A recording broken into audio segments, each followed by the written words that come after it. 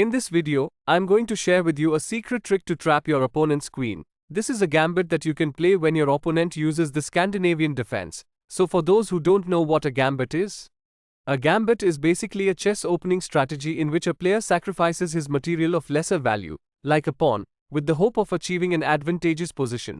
It's like a chess trick to fool your opponent. First, you lure your opponent into capturing your pieces for free, or then you come up with a solid sequence of moves to capture a major piece. This trick is something you definitely should not miss. So without wasting any further time, let's get started.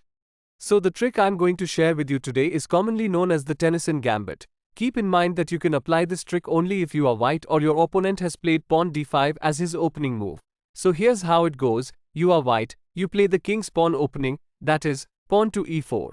Your opponent responds with the queen's pawn opening by moving this pawn to d5. This is popularly known as the Scandinavian Defense. After this move, you start setting up your trap. The obvious move for you would be to take the pawn on d5.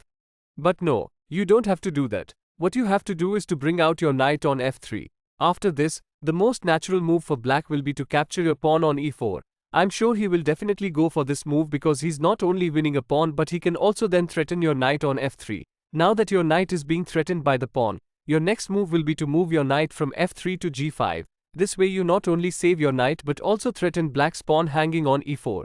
This move is now going to be the decisive move.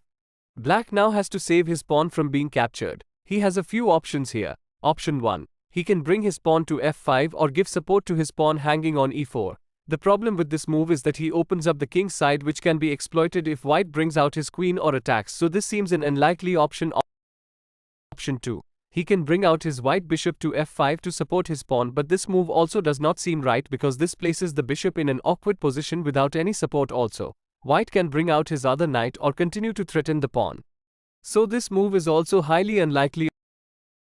Option 3. He can bring out his knight to f6 to support his pawn. This looks like a good move. Black not only supports his pawn but he also brings his knight to an active square or develops his knight. So this is the move that black should be ideally playing. Now is the time for your next move. You need to now move your queen's pawn forward, move it to d3. This is an invitation to black to capture this pawn. Black will definitely go for the capture since he is already a pawn up, or this is a chance for him to get rid of his awkwardly placed pawn. Congratulations. This is what you wanted. You will now capture the black pawn with your white bishop. This is the position you were aiming for.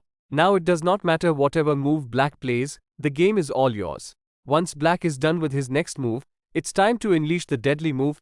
Capture the black pawn on f7 with your knight. You are now threatening black's queen as well as his rook. Black is in big trouble here. He has no option but to capture your knight with his king. It's time for a check now. Move your bishop to g6. It's a check to black. He is left with no option other than capturing the white bishop with his king.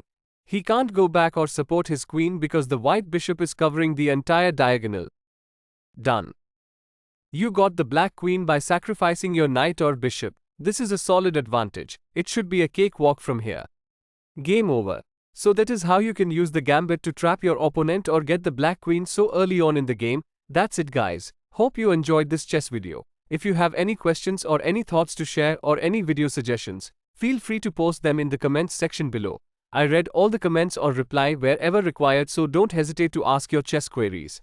Don't forget to like this video if you found it useful. For more such chess videos, hit the subscribe button below. Thanks for watching.